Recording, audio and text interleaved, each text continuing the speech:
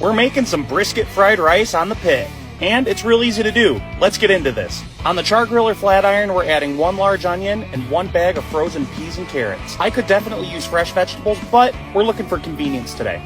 We're going to cook these until they're nice and soft. This should take you about 3 minutes on a screaming hot skillet.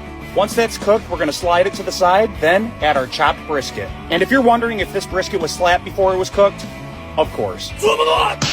That's a Michigan barbecue guarantee. The brisket was insanely good, but when you're cooking for 2 people, you're gonna have leftovers. So we chopped that up and threw it onto the skillet.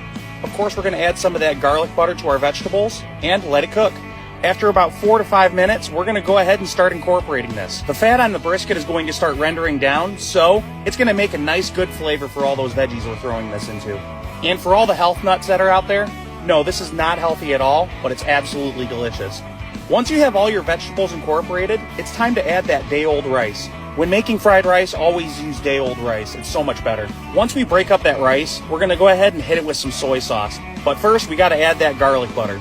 I like to melt mine in advance because it's a lot easier to ladle on. Now, we get to add that soy sauce. Because we're making such a large batch, it seems like we're adding a lot to this. You just got to trust the process here. We're also going to hit this with a little bit of sesame oil, not a lot. Once you've added that, it's time to start mixing it together with our rice, then adding those vegetables and brisket. It's fun cooking on the FlatIron because you got to let out your inner hibachi cook. Now, I'm nowhere near trained like hibachi chef, but I'm a fat guy that knows how to cook on a griddle. And that's just as good. Keep a couple disposable spoons with you so you can try this as you go. This batch needed a little more soy sauce. Once we have that added, we're going to add some Bakken's Japanese BBQ Sauce. Is this a traditional rice recipe? No, but this is going to be the best one you make in your backyard. Once you have all that rice mixed together, it's time to make yourself a little boat because we're throwing in some eggs. When you make a little boat like this, it gives you a good spot to get those eggs all scrambled. Once you have those scrambies to the consistency that you like, it's time to mix in that rice. Stirring in the rest of that rice will help cook the rest of those eggs. Once those eggs are cooked, kill your heat, and we got to make those health nuts happy. So let's add a little bit of green onion.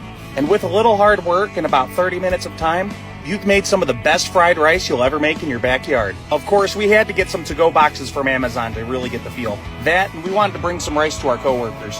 And as usual, this rice was absolutely insane. I honestly don't think I'll go back to a Chinese restaurant and buy rice anymore. This was so good. That, and it's a great way to use leftovers.